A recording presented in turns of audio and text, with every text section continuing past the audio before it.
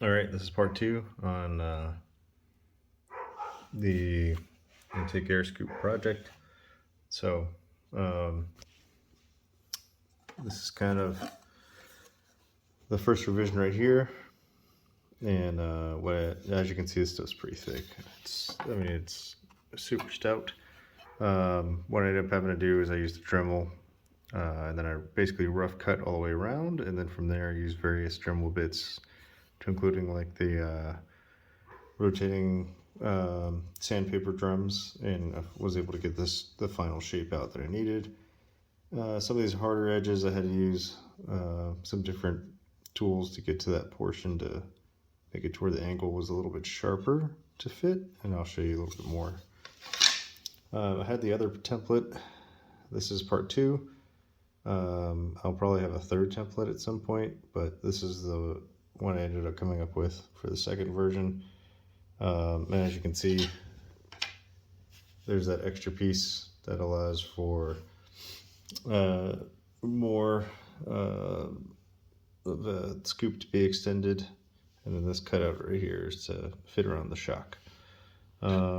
Here's ABS plastic piece afterwards. You can see pretty good chunk had to be cut out. You can see how rough the cutout was in comparison to kind of the final product, right?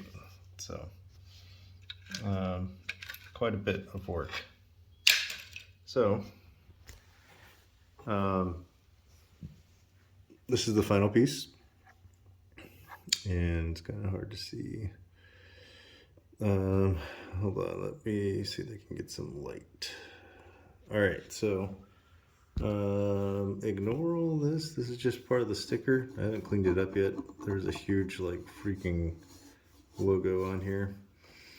This is what I ended up coming up with. So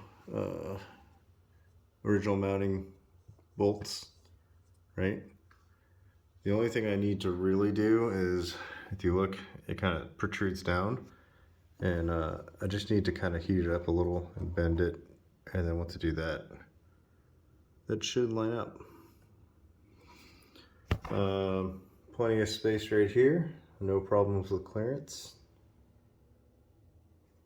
So I'm pretty happy with that result. Everything looks good, and let's look at it from the top. I already went ahead and put some yarn over here, and that's what it looks like from the top. So from a little bit wider of a view, right?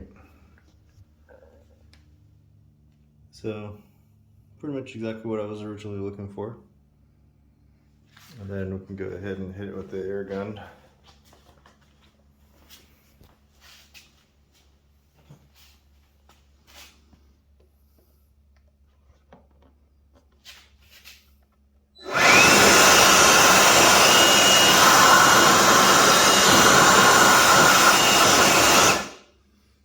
Now,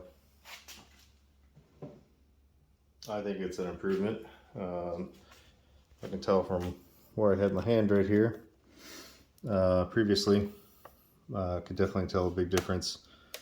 And more importantly, it's not just isolated in that one little area. So provides a much larger volume of air. Hopefully it helps out. There was one guy that was talking about, he asked a question in a previous post about hot air from the radiator. I don't think it's really going to matter much, mainly because by the time it gets from here over, it'll probably at that point already have been mixed in with ambient air, and then it'll scoop up into the top here. So from the side, here's where we're at. As you can see, weather wise, I'm not worried about it because, as I talked about before, I don't ride in the rain, so I'm not worried about that. So yeah, so that's part two. Maybe here in the near future, depending if there's any revisions, I'll continue to work on more. Okay, and here is the final shot. Everything put back together. As you can see, everything is nice and tidy in place. And we'll do one last little walk around.